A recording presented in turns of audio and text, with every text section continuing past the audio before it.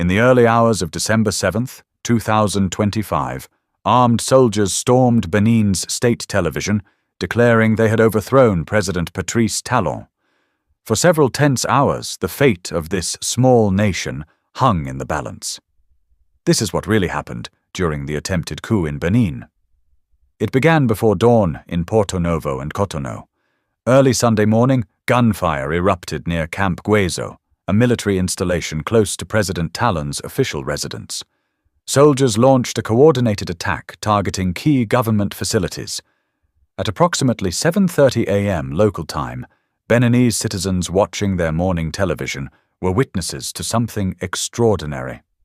At least 8 uniformed soldiers appeared on screen at the state broadcaster ORTB, some wearing helmets, standing in formation.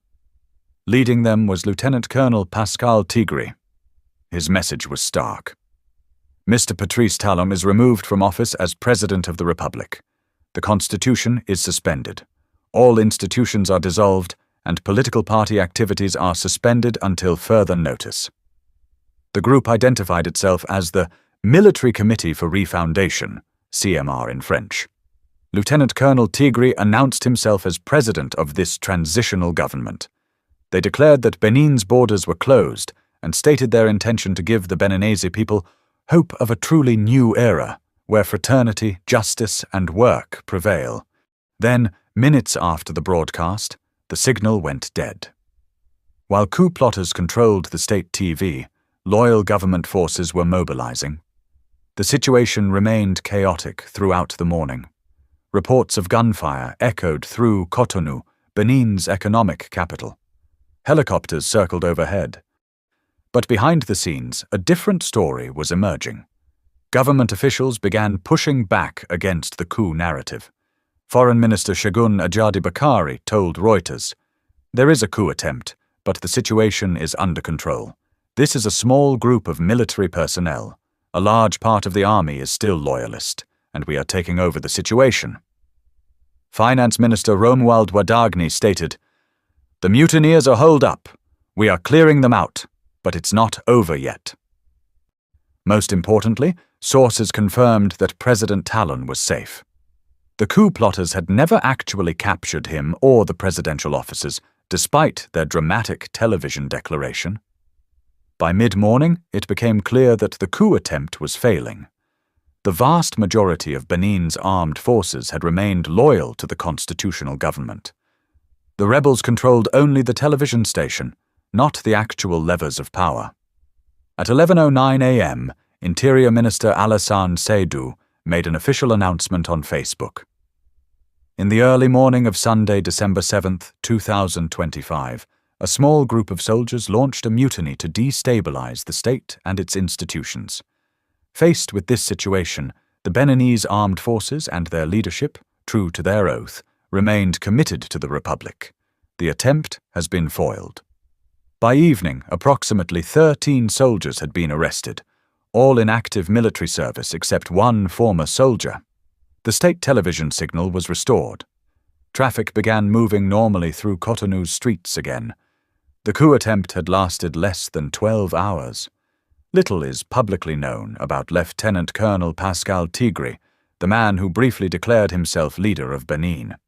He held a position within the Beninese armed forces, but his exact role and background remain unclear.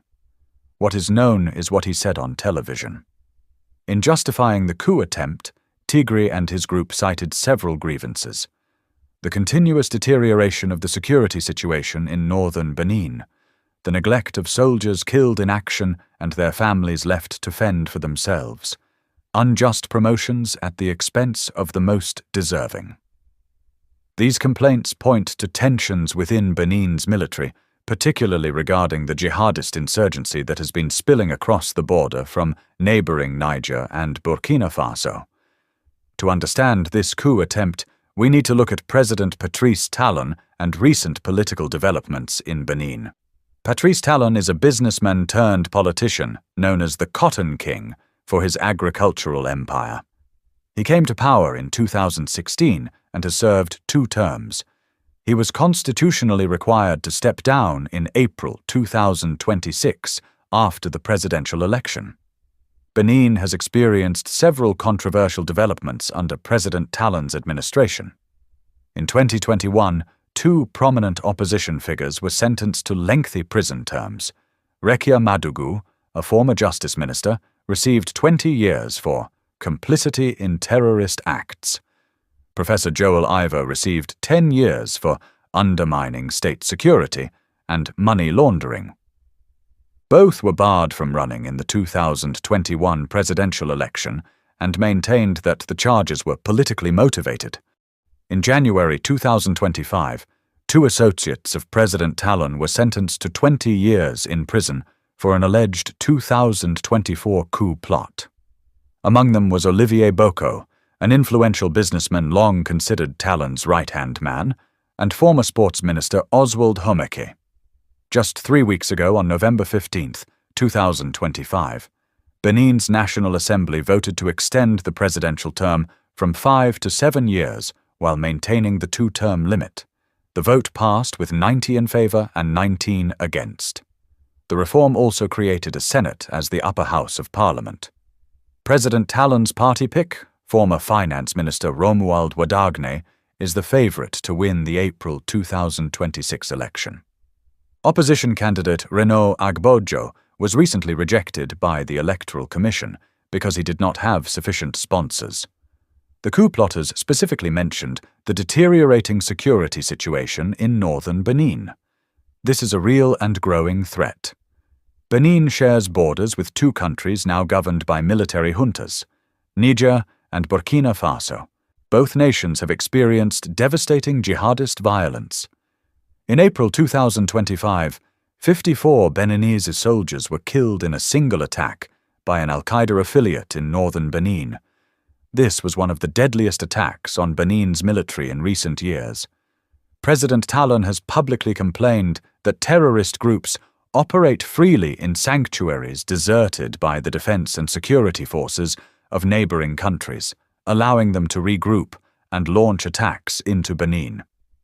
This security crisis appears to have created discontent within Benin's military. Discontent that Lieutenant Colonel Tigri and his group attempted to exploit. The attempted coup in Benin is part of a disturbing pattern sweeping West Africa. Since 2020, the region has experienced an unprecedented wave of military takeovers. On December 7, 2025, the regional bloc ECOWAS responded quickly to the Benin attempt. They issued a statement condemning it as an unconstitutional move that represents a subversion of the will of the people of Benin and pledged to support Benin's government and constitution. How Benin handles the aftermath of this attempt will be crucial. The choice between opening up political space versus further restrictions will determine whether Benin moves towards stability or a prolonged political crisis. In the span of just 12 hours on December 7, 2025, Benin experienced a dramatic coup attempt that was ultimately foiled by loyal military forces. Lieutenant Colonel Pascal Tigri and his military committee for refoundation briefly seized state television and declared a new government. But they never captured the real levers of power. President Patrice Talon remains in office and is safe. Approximately 13 soldiers are under arrest. The state broadcaster is back on the air. Life in Cotonou is returning to normal. But the underlying tensions that sparked this attempt remain unresolved. With presidential elections just 4 months away, a jihadist insurgency threatening the north, and questions about political inclusion, Benin's journey is far from over. This failed coup may be remembered as either a narrow escape that prompted necessary reforms, or as a warning sign that was ignored. Only time will tell.